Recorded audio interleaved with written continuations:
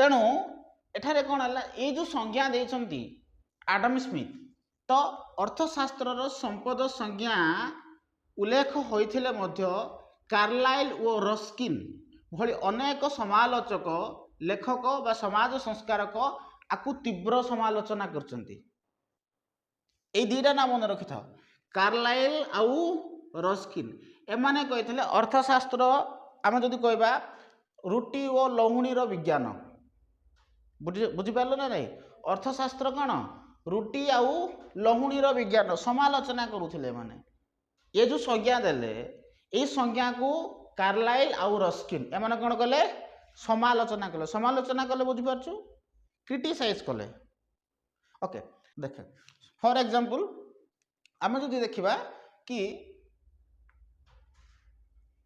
वर्तमान जुग को जदि देखिबा समस्त सरकार योजना गोटे प्लानिंग करिवे कि समस्त झियो मानकू आ समस्त पिला मानकू जो माने प्लस 2 पढुछंती से मानकू मोबाइल दिया जावा दरकार। किछि बुद्धिजीवी माने थिबे से माने भाबिबे कि नहीं आजिर इंटरनेट जुग तेणु समस्त पाखे गोटे गोटे स्मार्टफोन रहिबा दरकार जहाँ फल कि से माने कोन करि परिबे कि मटेरियल गुडाक विभिन्न सोर्स रु से माने मटेरियल पाई परिबे आ पढिबे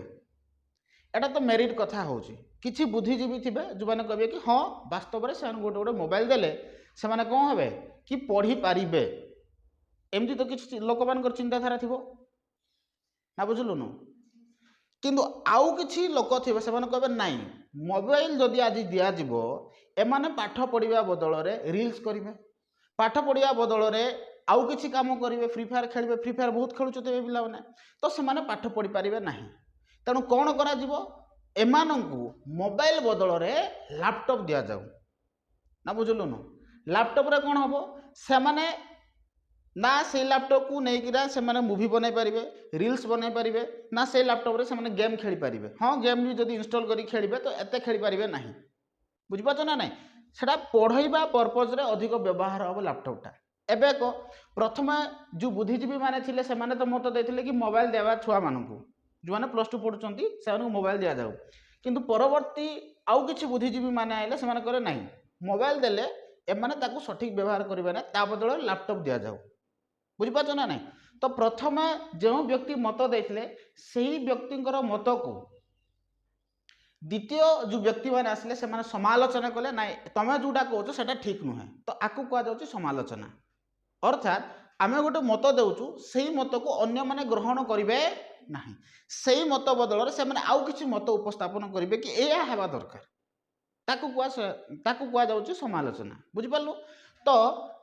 जो आमर जो आडम स्मिथ थिले तांकर संज्ञा को बा तांकर जो से जो संपद संज्ञा जो कांसेप्ट देथिले बा तांकर जो संपद संज्ञा को नेकी से कहले काहा को हम संपद कहबा काहा को हम संपद पदवाच्य बोली कहबा से जो कांसेप्ट देथिले ताकू तिरस्कार कले ताकू समालोचना केले कि कार्लाइल आउ रस्किन केवल एमाने नुहे आउरी अनेक अर्थशास्त्री थिले जो माने ताकू समालोचना करचंती बुझि पालु ना ना पद कांसेप्ट को नेकी से मत देइचंती से कहते ये वस्तु को आम संपद कहवा अन्य कौन सी वस्तु को संपद कहवा ना किंतु आम जिते बड़े आलोचना कले पूर्वर ही मुझे कहली भौतिक पदार्थ हो बा अभौतिक पदार्थ हो ताको आम संपद कहवा हाँ कि नहीं क्या कहवा भौतिक होई थाउ बा अभौतिक होई थाउ जदि आमर आवश्यकता को से पूरण कर अल्प हो बा बहुत हो जदि आमर आवश्यकता को पूरण करुच्ची ताको आम संपद कहवा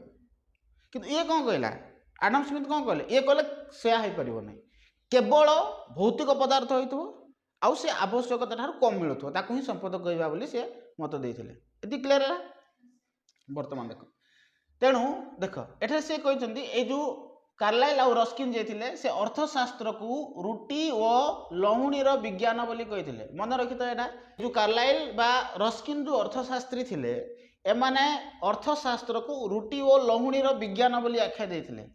कौन आख्या देथिले रुटी और लहुणीर विज्ञान हैला ए जो इमेज को आम जो देखुचे एगुड़ाक सूर्यग्रहण हाँ ना नहीं ओके एटा होची मरुभूमिर बाली सूर्यग्रहण मरुभूमिर बाली आउ जल जदि आवश्यकता ठारू अधिक होची ताको हम संपद कहवा ना कहा मतरे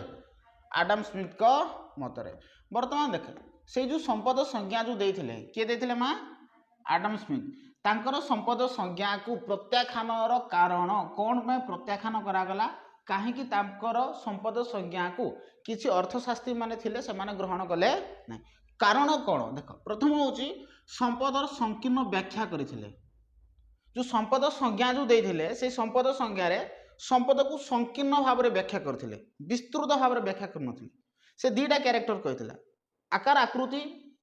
थिबो तार बा भौतिक पदार्थ हेतुबो आ आवश्यकता ठार कम मिलथो ताकू संपद कुआजिबो बोली से कहले ना बुझलु न से कहूची कि ताकू ही संपद कुआजिबो जार जे भौतिक पदार्थ हेतुबो आ आवश्यकता ठार कम मिलथो ताकू संपूर्ण से कहूची संपदर संकीर्ण व्याख्या थिला एटा सेति में समालोचना करथिले आ कोन मानवर कल्याण को एठारे उपेक्षा करा जायथिला अर्थात मु पूर्व भी कहली जहाँ मनुष्यर आवश्यकता पूरण करुच्ची कल्याण दौची आमको जोटा ताको आम संपद कहवा एठारे से कल्याण को गुरुत्व दे नथिले बुझेला आ कौन अर्थनैतिक मानव तो ये जो तीनटा जो थिला ए तीनटा को नेकी बा तीनटा वैशिष्ट्य को नेकी कौन करा ताको समालोचना करा बर्तमान गोटे गोटे कर बुझा प्रथम होची संपद जो संज्ञा थिला ए संपद संज्ञार से संकीर्ण व्याख्या करथिले कौन संपद संज्ञार संकीर्ण व्याख्या से कहवा कथा कि केवल भौतिक पदार्थ को आम संपद बोली कहबा आ आवश्यकता ठार कम मिलुची ताको आम संपद बोली कहबा या तो किंतु वर्तमान बुझे तू भौतिक पदार्थ हो बा अभौतिक पदार्थ हो जड़े शिक्षक ये जो टीचर अच्छी ये पिला मानू पढ़ाऊे बुझेगा कि नहीं तो एमान पाखे कौन अभाव अच्छी किसी तो अभाव अच्छी कौन अभाव अच्छी नॉलेजर अभाव अच्छी ज्ञानर अभाव अच्छी तो ये कौन गला जिते बेले पिला मानू पढ़ेला तो ये जो छुआ मैंने अच्छा एमान पाखे कौन से मैंने नॉलेज पाई पारे ज्ञान पाई पारे ना तो आंकर जो अभाव थिला ये अभावता पूरण है ना नहीं पूरण है बर्तमान को ये जो शिक्षा जो शिक्षक देले बा अध्यापक देले से शिक्षा को आम देखिपर कि छुई पार कि किंतु फील कर परिबा ता माने शिक्षाटा कौन हम भौतिक ना अभौतिक हम अभौतिक बर्तमान एमानकर आवश्यकता पूर्ण है ना नहीं है जदि पूर्ण होचे ताको संपद कहबा ना नहीं किंतु यही संज्ञा किए दे नथिले आडम स्मिथ दे नथिले सेतिपे ताको समालोचना करागला कि तमे देइथिबा संज्ञा असंपूर्ण अच्छी बोलिकिना बुझिपारलु ओके देख जड़े वैज्ञानिक जिते बेले से कौन करुच्ची किसी रिसर्च करुच्ची किसी परीक्षण करुच्ची किसी उद्भावन करुच्ची तो सही समय से कहार कल्याण पे से जिनस उद्भावन करुथबो मानवर कल्याण पे किंतु ये जो परिश्रम करुच्ची ये जो सेवा प्रदान करुच्ची लोक मानकर बुझिपारछ ना नहीं सेटा भौतिक ना अभौतिक अभौतिक आम ये जो परिश्रम को आम देखिपर कि किंतु सेही परिश्रम द्वारा कार तो कल्याण होउथिबो ना तो से कहुच्छी कि जड़े डाक्तर सेवा है वैज्ञानिक गवेषणा है गोटे अध्यापक अध्यापना बा शिक्षादान एगुड़ा अभौतिक ना नहीं अभौतिक हेले संपद पदवाच्य बुझिपार ना नहीं किंतु यही संज्ञा को यही जो मत को किए ग्रहण करनथिले आडम स्मिथ बुझाला ना यही मत को आडम स्मिथ कौन करनथिले ग्रहण करनथिले सेइथिपाई समालोचक माने जो माने थिले से माने कहले कि तुमर संज्ञाटा संपूर्ण नाही असंपूर्ण अछि एति बुझेला ओके नेक्स्ट कौन कि मानव कल्याण को उपेक्षा मु कहली ना आमे जो संपद पाउचे जार आकार अच्छी आकृति अच्छी बा जे भौतिक अच्छी आवश्यकता ठारू कम अच्छे है बा ताकू ही संपद बोली कहबा किंतु से कहूँ अर्थशास्त्र रे संपद विज्ञान जदि कहबा मानव कल्याण को उपेक्षा करा जाउथिला तापरे कल्याण को जदि गुरुत्व दिया जिवो नाही जो भी वस्तु हो सेही वस्तु प्राप्त करबा द्वारा आमको जदि कल्याण प्राप्त होउची कौन प्राप्त होउची कल्याण प्राप्त होउची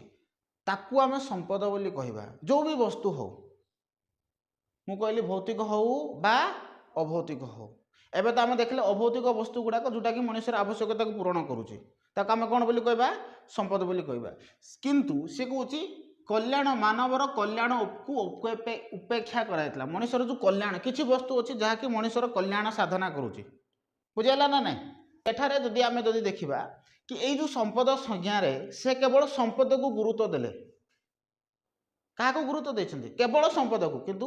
ସେହି ସମ୍ପଦ ଦ୍ୱାରା ମଣିଷର କଲ୍ୟାଣ ହେଉଛି ନା ନାହିଁ ସେ ବିଷୟରେ ସେ କହିନାହାନ୍ତି। ତେଣୁ ଆମେ ଯଦି ଯେତେବେଳେ କନସେପ୍ଟ ଦେଉଛେ ଗୋଟେ ଜିନିଷ ଆମେ ପୂର୍ଣ୍ଣ ମାତ୍ରାରେ ତାର କ'ଣ କରିବା ଦରକାର ବ୍ୟାଖ୍ୟା କରିବା ଦରକାର ତାହେଲେ ହିଁ ସେଟା ଲୋକମାନେ ମାନିବେ। ତମେ ଯାହା ବି ମତ ଦେଉଛ ସେଇ ମତଟା ସମ୍ପୂର୍ଣ୍ଣ ମାତ୍ରାରେ ବ୍ୟାଖ୍ୟା ହେବା ଦରକାର ଯାହାଫଳରେ ଲୋକମାନେ ଜାଣିବେ କି ଏହାର ମେରିଟ୍ ଏଗୁଡ଼ାକ ଡିମେରିଟ୍ ଏଗୁଡ଼ାକ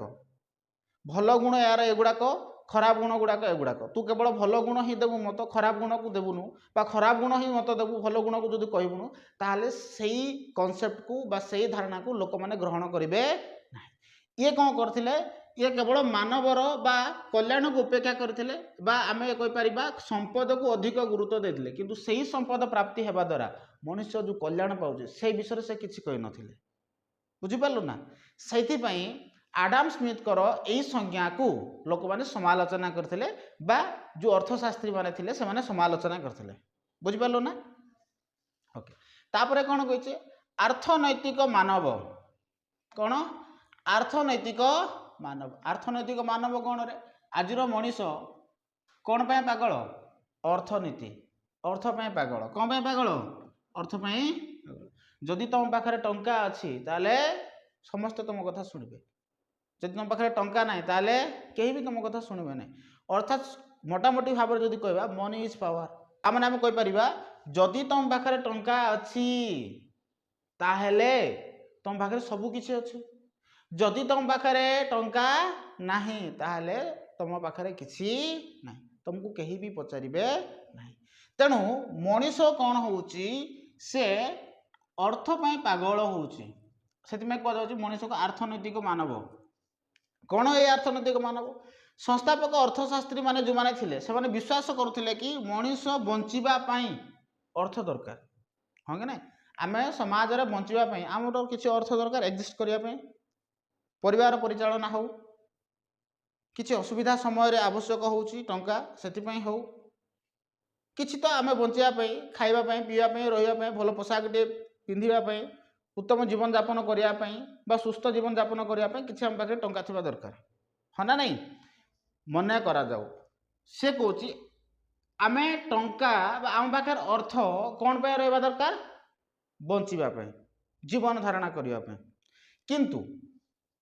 ସେ କହୁଛି ବ୍ୟକ୍ତିଗତ ସ୍ୱାର୍ଥ ବା ସାମାଜିକ ସ୍ୱାର୍ଥ ଉପରେ ପରିପୂରକ ଆମ ପାଖରେ ଯଦି ଟଙ୍କା ଅଛି ତ ଏହା କ'ଣ ହେଉଛି କିଛି ଆମର ଗୋଟେ ବ୍ୟକ୍ତିର ଆବଶ୍ୟକତାକୁ ପୂରଣ କରିବ ନଚେତ୍ ସମାଜର ଆବଶ୍ୟକତାକୁ ପୂରଣ କରିବ। ହଁ ସମ୍ପଦ ଦରକାର ମୋ ପାଇଁ ବ୍ୟକ୍ତିଗତ ପାଇଁ ହେଉ ବା ସାମାଜିକ ପାଇଁ ହେଉ ସମାଜର ମଙ୍ଗଳ କରିବା ପାଇଁ ହେଉ ବା ମୋର ଆବଶ୍ୟକତା ପୂରଣ କରିବା ପାଇଁ ହେଉ ସମ୍ପଦ ତ ମୋତେ ଦରକାର ନିହାତି ଅର୍ଥ ତ କିଛି ଦରକାର କାରଣ ସେଇ ଅର୍ଥ ଦ୍ୱାରା ମୋର ଆବଶ୍ୟକତା ପୂରଣ ହେବ। ବୁଝିପାରିଲ ନା ନାହିଁ କିନ୍ତୁ ସେ କହିଲେ ଆମକୁ ଯେଉଁ ସମ୍ପଦ ପ୍ରାପ୍ତି ହେଉଛି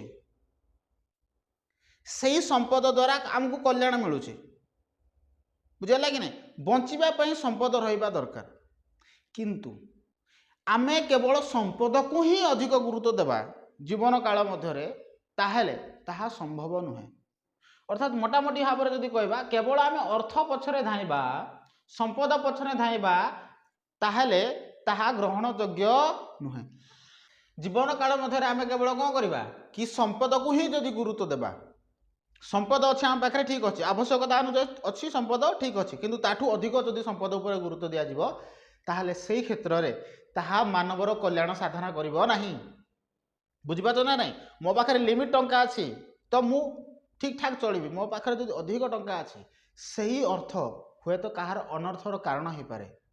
ବୁଝିପାରୁଛୁ ସେଥିପାଇଁ କୁହାଯାଇଛି ଆର୍ଥନୈତିକ ମାନବ ଆକୁ ଗୁରୁତ୍ୱ ଦିଆଯିବା ଦରକାର ସମ୍ପଦ ସମସ୍ତେ ବ୍ୟବହାର କରିବେ କିନ୍ତୁ ଆବଶ୍ୟକତା ଠାରୁ ଯଦି ଜଣଙ୍କ ବ୍ୟକ୍ତିଙ୍କ ପାଖରେ ଯଦି ସମ୍ପଦ ରହୁଛି ସେହି ସମ୍ପଦ ଅନ୍ୟମାନଙ୍କର ଆବଶ୍ୟକତାକୁ ପୂରଣ କରିବା ବଦଳରେ ଅନେକ ସମୟରେ ସେମାନଙ୍କର ଅନିଷ୍ଟର କାରଣ ହେଇପାରେ। ସେଇଥିପାଇଁ ଯେଉଁ ସମାଲୋଚକ ମାନେ ଥିଲେ ସେମାନେ କ'ଣ କଲେ ଆଡାମ ସ୍ମିଥଙ୍କର ଯେଉଁ ସମ୍ପଦ ସଂଜ୍ଞା ଥିଲା ସେଇ ସମ୍ପଦ ସଂଜ୍ଞାକୁ କ'ଣ କଲେ ସମାଲୋଚନା କଲେ। ବୁଝିପାରିଲ ନା ନାହିଁ ଆଡାମ